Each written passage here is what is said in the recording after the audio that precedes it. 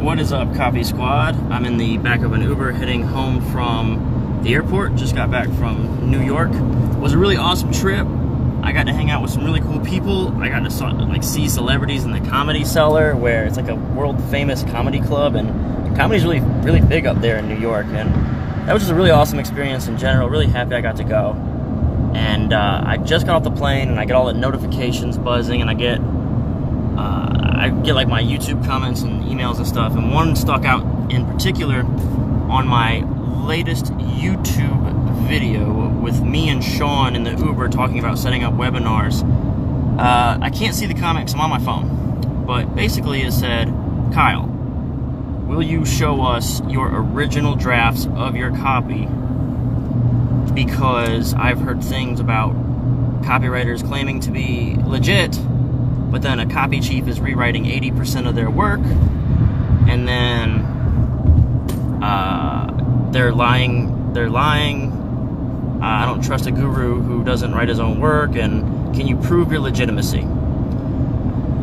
So my knee-jerk reaction was negative, to say the least, but I think it is a legitimate question. You know, how do you know that I'm not just lying to you? I think my first thought was like, damn it, why did you ask me after my trip? Now I'm back in Florida, I'm not around the office or people. Basically, I just walk door to door and be like, yo, am I legit? Am I legit? Am I legit? Am I legit? And that's publisher after publisher, copywriter after copywriter, and that would be that, right? Like, hey, am I legit? So that would be like the first thing I do, but I can't do that. So now I've got to like be creative and try to figure out. First of all, I'm not going to dig up, like that's a nonsense question. You can't just dig up original drafts and be like, this is legit. It kind of almost speaks to like the fact that I don't think you really understand what you're asking. Because there is nobody, especially not Agora Financial, who writes a promo and it goes out and nobody else touched it, right? A lot of hands go into it, right? A lot of people work on things. And what I'm going to do instead is I'm simply going to give you, now I have clearance to show you my promos, I'm going to give you 3 promos. I'm going to put links in this whenever I get home. I'm going to go back and edit it. First one's going to be ALR, it's going to be the hottest IPO in history, which I wrote for James Altucher. And that was my very first one. That one was my roughest one. I've always wanted to use that as an example for beginning copywriters, because I'm not very skilled at a lot of the proof stuff. My proof is usually just claims out of authority publications. It's not very elaborate promo, it's very basic. That one, I had to lean on the guidance of my copy chief quite a bit. Yeah, it wasn't like a solo dolo effort. So I guess if you don't think I'm legit anymore, unsubscribe. The second promo will be Trump bonus checks, which is the one I wrote with Rob Braddock. There was no copy chief on that promo, and the reason I want to show you multiple promos is so you can compare them side by side. If anything, I would have been like the senior, because I have a couple more months at Agora than Rob Braddock. So we worked on that side by side, and you'll probably see some pretty obvious similarities between my hottest IPO promo and my Trump bonus checks promo. And then the third one I'm going to show you is Rich Dad's Retirement Masterclass, which I wrote for Robert Kiyosaki, the author of Rich Dad Poor Dad. You know, the real estate mogul, international best-selling author. And I want to talk about the last 2 in particular, because I did have a copy chief for that third one with Rich Dad Retirement Masterclass. So, something to note about the Trump bonus checks promo and the Rich Dad Retirement Masterclass promo, those were both launches for brand new products, okay? So if you understand how important a launch is for a product, it's the very first promo. Like, I'm not like coming up with a fresh idea for an existing promo or product. I have to launch it. It's like up to me to collect like the bulk of the revenue. The fact that I would even be tapped to write a front-end launch for Robert Kiyosaki, if that doesn't like signal some element of legitimacy, you take a walk. I don't need you around. I get the question. It is a little frustrating to have that kind of question come, because it's like, are you watching the videos? Like, am I just like speaking nonsense here? Is everything I'm saying not making any sense to you? Like, how do I prove my legitimacy? So that's the next thing. What is legitimacy? Like, you want me to like pull out my tax documents and then like pull out all, like, I guess the way to prove it was to show my source docs or my original stuff. But that goes back to the nonsense of the question.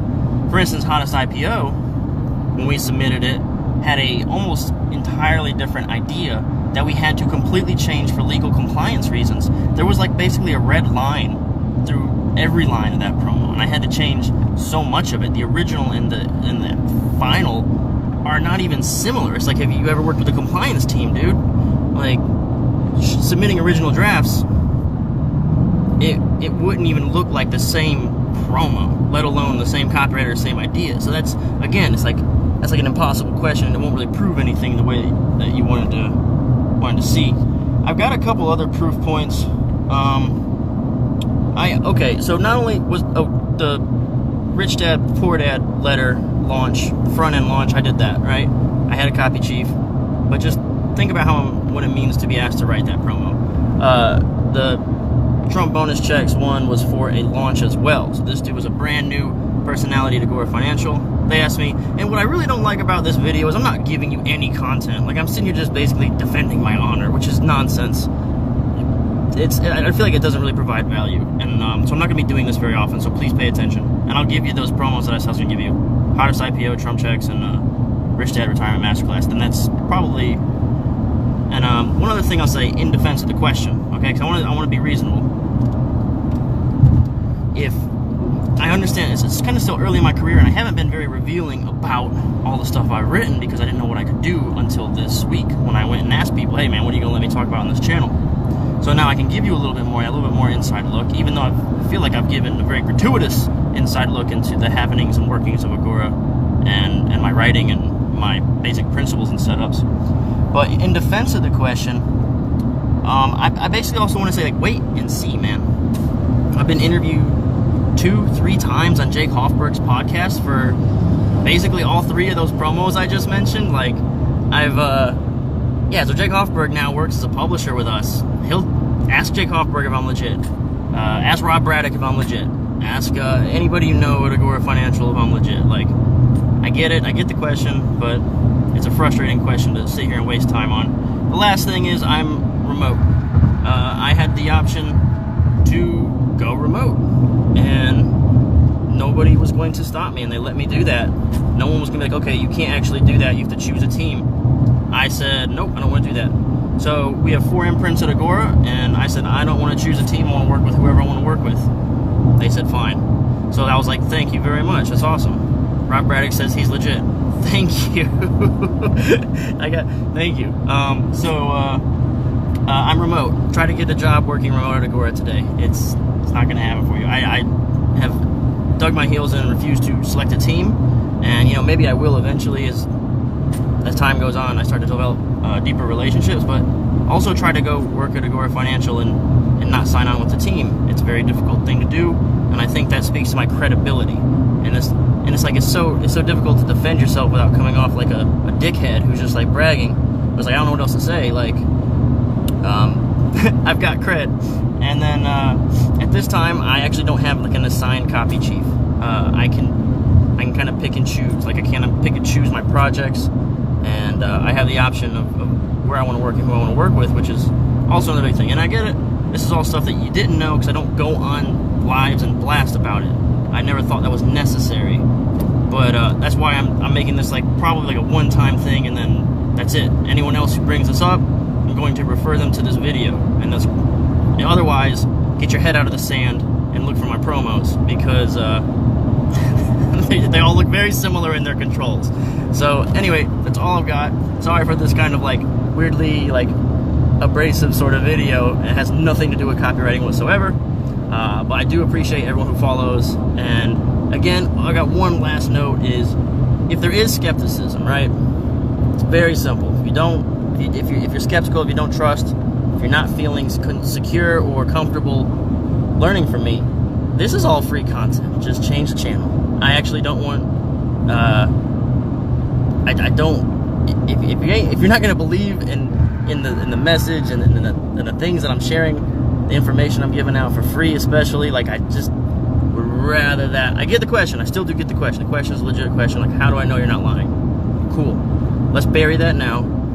And if you still are skeptical, I think you should probably seek out another person to learn from. All right? So thanks very much, Copy Squad. I do appreciate all of you. And I do love you very much. I'm not mad at the question per se, but I want to go ahead and address it, knock it out, and and be done with it. All right. Thanks for tuning in to Copy Squad, and peace out.